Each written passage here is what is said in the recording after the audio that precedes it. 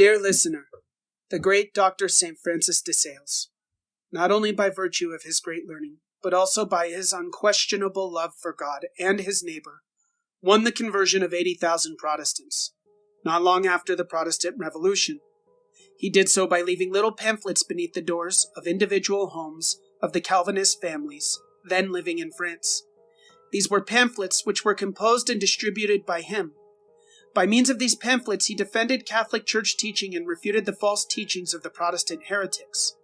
His writing was simple and direct, and yet over 80,000 Calvinists who despised and hated the Catholic Church found it irrefutable and returned to the bosom and unity of the Catholic Church.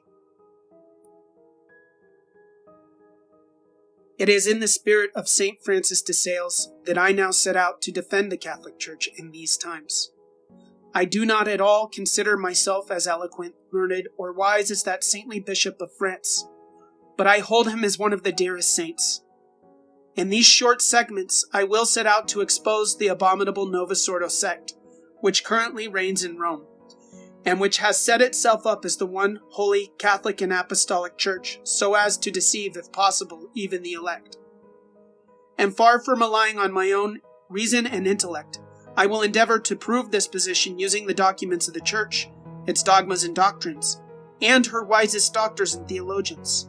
In doing so, you will see, beyond any doubt, the abominable sect now reigning in Rome for what it is, and by the grace of God, you will become absolutely convinced of the Catholic faith. As St. Francis's pamphlets were specifically tailored to effect the conversion of Protestant heretics and to refute their heresies, so is my little work tailored to combat the heresies of Vatican II and the abominable Novus Ordo Sect now reigning in Rome, as well as to convert those who are members of it. I seek to expose the antipopes, John the 23rd, John Paul I, Paul VI, John Paul II, Benedict XVI, and Francis, and their multitude of heresies. This work, I believe, and hope with God's grace, will be of benefit to any willing to listen. But I have specifically in mind those poor souls under the yoke of the heresies of Vatican II and its deceiving leaders. And to that end, my arguments shall focus on exposing them and drawing back to the Christian fold those who the devil so craftily led away by means of this sect.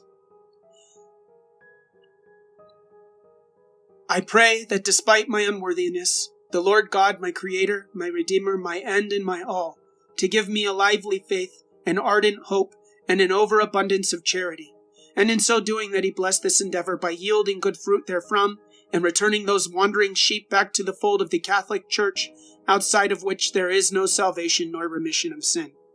Mary, our Mother, and the conqueror of all heresies, I earnestly beseech as well. By her gracious intercession, this endeavor cannot but succeed.